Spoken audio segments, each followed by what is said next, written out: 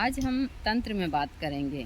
नक्षत्र, आसन और किस नक्षत्र में आप लोग साधना कर सकते हैं उसी की। क्योंकि मुझसे बहुत सारे भक्तों ने पूछा था कि माता जी हम कौन से नक्षत्र में साधना कर रहे हैं सारी चीज़ें। और मैं हमेशा सभी को बोलती हूँ कि कभी पुस्तक आपको पलट कर जवाब नहीं देती है। और जो पुस्तक में लिखा होता है वह सब उसी हिसाब का नहीं होता है। बहुत सारे आपके खुद के अनुभव भी होते हैं। तो इसलिए हमेशा जब भी आप साधना के मार्ग पर आगे बढ़े, एक अच्छे गुरु के सानिध्य में ही आगे बढ़ें। जय माता दी सभी को। हर हर महादेव। मुझसे बहुत सारे भक्तों ने पूछा था कि माता जी हम साधना करना चाहते हैं, साधना करने का सबसे अच्छा मुहूर्त कौन सा होता है और हम किस दिन साधना आरंभ कर सकते हैं, साधना में कौन सा आसन का इस्तेमाल कर सकते हैं। इन सारी चीज़ों का एक साधक को ध्यान रखना बहुत ज़रूरी है। लेकिन उससे पहले एक साधक को, यदि आप साधना के मार्ग के ऊपर आगे बढ़ रहे हैं तो आपको इन चीज़ों का ध्यान रखना भी बहुत ही ज़रूरी है कि आप कौन सी साधना कर रहे हैं, आपके इष्ट कौन हैं, आप किस देवी देवता की साधना कर रहे हैं। आपको उसी प्रकार से आसन का चुनाव करना होगा, उसी प्रकार से अपनी मुद्राओं का चुनाव करना होगा और उसी हिसाब से अपने वस्त्र वगैरह का चुनाव करना होता है। दूसरा, मैं हमेशा नक्षत्र और योग की सारी बातें बताती रहती हूँ कि अच्छा नक्षत्र, अच्छी तिथि और अच्छा योग जिस दिन बन रहा हो आप साधना कीजिए। जो गुरु पुष्प नक्षत्र है वहाँ यदि आप साधना के लिए बैठ रहे तो सबसे अच्छा योग है।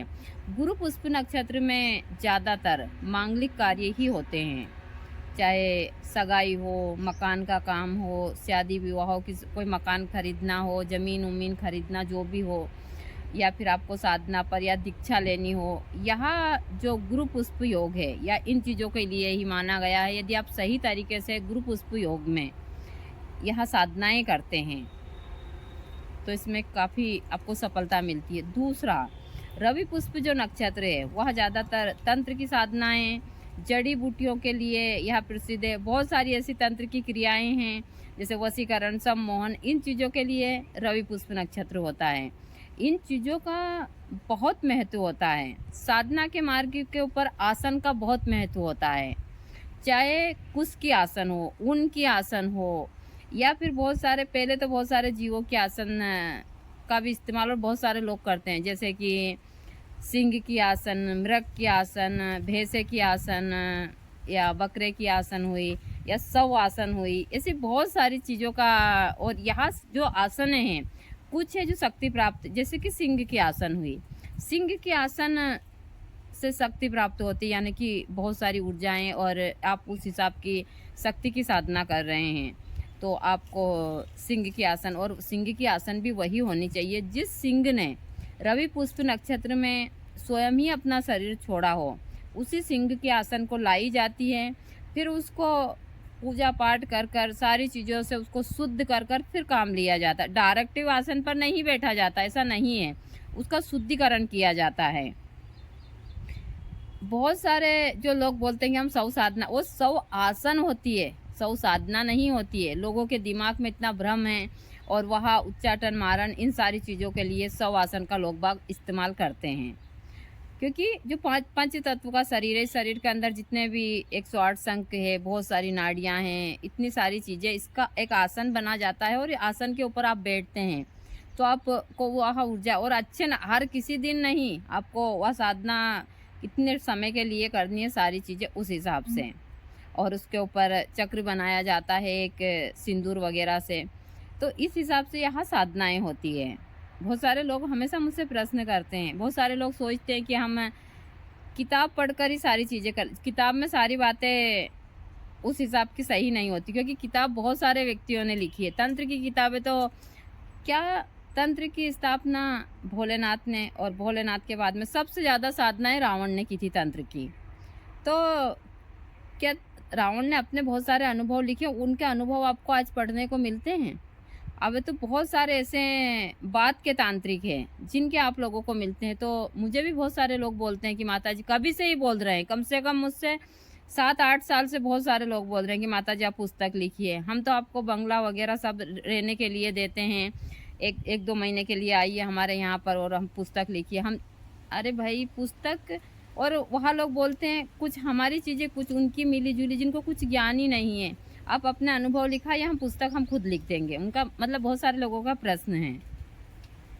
तो यह जो चीज़ें हैं, यह सबको समझनी चाहिए और यहाँ एक अच्छे गुरु के सानिध्य में ही आपको इस हिसाब की चीज़ें मिल सकती है। अब बहुत सारे लोग बोलेंगे कि हमको अच्छा गुरु नहीं मिलता है, बहुत सारी चीज़ें हैं और यहाँ तक कि लोग बाग 60-70 साल की उम्र में सोचते हैं कि हम साधना करें। देखिए साधना का सही समय होता है।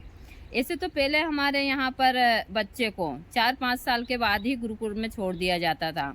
उनको जो भी पढ़ाई करवानी थी वह भी करवाते, उसके साथ-साथ साधनाएँ करवाते थे। सभी के साथ ऐसा इस प्रकार की चीज़ें होती थी। और फिर वह लोग अध्ययन के लिए भी 1-2 साल लेते थे इन बच्चों का साधनाओं के लिए, चाहे कितना भी बड़ा गुरुकुल क्यों ना हो, सभी में ही। आज के उसमें तो सिर्फ़ लोग बाग सोचते हैं कि हम किसी के पास जाएँ, ऑनलाइन दीक्षा ले लें, सारी चीज़ें आपको ऑनलाइन या नहीं बताएँगे कि आपको कौन-सी साधना करनी है, कौन से नक्षत्र में करनी है, कौन-सी साधना की कौन-सा मुद्रा में आपको बैठना है, कौन से आसन पर बैठना है और किस इष्ट की आप साधना कर रहे हैं तो इसको किस नक्षत्र में करना है, सारी चीज़ें। ये चीज़ें आपको कोई नहीं बताएगा, एक अच्छे गुरु के अलावा। ये चीज़ें मैं हमेशा आप लोगों को बताती रहती हूँ, लेकिन बहुत सारे लोगों को मेरी बातें अच्छी लगती है, बुरी लगती है। बहुत सारे लोग पुस्तक पढ़ लेते हैं, बोलते हैं कि उस पुस्तक में आपने जो बात बताई वो नहीं थी। तो सब कुछ पुस्तक के आधार पर नहीं चलता है, बहुत सारे हमारे खुद के अनुभव भी होते हैं जो हमने किए होते हैं साधना के मार्ग पर, और गुरु के, क्योंकि गुरु को उनकी उस चीज़ से सारी चीज़ें मिलती रहती हैं। तो पता नहीं लोगों के दिमाग में मतलब किस प्रकार की बातें चलती रहती है। चीज़ें मैं हमेशा सभी को बताती हूँ, लेकिन किसी की समझ नहीं आती। और मैं तो किसी को ना तो दीक्षा देती हूँ ना सारी बातें, क्योंकि मैंने दुनिया को बहुत अच्छे तरीके से देखा है।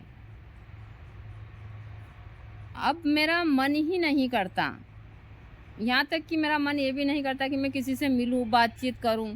फ़ोन पे भी मन नहीं करता है, क्योंकि मैंने जो दुनिया की सारी चीज़ें मैं देख रही हूँ, सिर्फ दुनिया में झूठ और अपनी चीज़ें बढ़ाने के लिए लोग बाग किसी भी हद तक गिर सकते हैं। हर एक चीज़ को, चाहे उनको कोई मतलब नहीं कि हमारी आने वाली पीढ़ी को हमसे क्या प्राप्त होगा, हम उनको क्या देकर जाएंगे और हम यहाँ से क्या लेकर जाएंगे।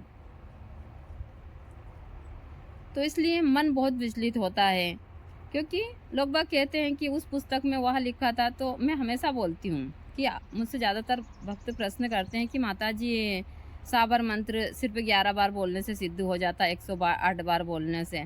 तो बहुत सारे लोग ये करते हैं, कितने के मंत्र सिद्ध हुए, ऐसा नहीं होता है। यह बातें सिर्फ पुस्तक में लिखी हुई बातें सब भी सत्य नहीं होती है, बहुत सारी चीज़ें हैं। हमको हाँ पुस्तक की चीज़ों से जो हमारे गुरु है वह बहुत सारी चीज़ों का अनुभव करवा सकते हैं, क्योंकि अर्थ गुरु के ही पास रहता है। पुस्तक में एक शब्द है, लेकिन हमारे गुरु के पास में उस शब्द की पूरी एक श्रृंखला होती है। यह चीज़ें मैंने बहुत अच्छे से देखी है कि जो चीज़ें आप लोगों को लगता है कि पुस्तक में वो साधना इस प्रकार से, उस हिसाब से नहीं, आप खुद कर देखिए। क्योंकि हमको पता है जो इंसान गहराई में जाता है पानी समुद्र की, वही अंदर की चीज़ें आपको बता सकता है। उसको ही पता है कि अंदर कितना गहरा, अंदर क्या क्या चीज़ें। किनारे पर बैठकर किसी को उस चीज़ का आभास नहीं होता है। तो हम उस गहराई में गए हैं, हमने देखा है, हमको पता है क्या चीज़ किस हिसाब की, सारी चीज़ें। तो लोगों का जो दिमाग है वह पता नहीं ईश्वर ने किस प्रकार का बनाया है, उनका दिमाग हमेशा चलता रहता है। तो और मेरी बातें बहुत सारे भक्तों को अच्छी लगती है, बहुत सारे को बुरी भी लगती है, लेकिन मैं हमेशा सभी को बोलती हूँ कि सत्य हमेशा बोलना चाहिए। आज के उसमें लोग बाग ने तंत्र को सबसे ज़्यादा पैसे कमाने का जरिया माना है, सबसे ज़्यादा, कि तंत्र सिर्फ पैसे कमाने का ही जरिया है, लेकिन यह एकदम गलत है। तंत्र पैसे कमाने का जरिया नहीं है, हमारे कर्म करने का और हमारे कर्म को सुधारने का एक ऐसा मार्ग है यहाँ कि हमको ईश्वर ने इसके लिए चुना है। तो हमको इसको सही तरीके से सभी को देना चाहिए, ना कि हमें इसमें बहुत सारी ऐसी चीज़ें डालकर इसको ख़राब कर और सबके सामने पेश करना चाहिए। तो मेरी बातें बहुत सारे लोगों को बुरी लगी होगी, लेकिन मुझे इस चीज़ से कोई फ़र्क नहीं पड़ता। अभी हमारे यहाँ का जो मौसम है वो आप देख सकते हैं, टप टप पत्र की बरसात, मतलब आश्रम के अंदर इतना सारा कचरा है, मैं तो परेशान हो चुकी हूँ अब साफ कर कर। इस साइड में पूरा कचरा से भरा पड़ा है। सुबह दिन में 2-3 बार हमको यहाँ झाड़ू लगा, क्योंकि इतने सारे पेड़ हैं, कम से कम ज़्यादा नहीं तो 10 से 15 टप डेली पत्र निकलते हैं और पूरा आश्रम ख़राब हो जाता है। मैं इसी हिसाब से सारी चीज़ें मेरी चलती रहती है। तो जिन लोगों को भी इन चीज़ों को लेकर भ्रम है, आगे भी मैं आप लोगों के लिए ऐसे ही और वीडियो बनाऊंगी, लेकिन आपको अच्छे लगते हैं तो इनको फॉलो कीजिए, लाइक कीजिए और आगे जो भी यूट्यूब वगैरह पर यहाँ चलते हैं उस हिसाब से इनके ऊपर ज़रूर काम कीजिए, ताकि आप लोगों को जब तक इस शरीर में रहूँ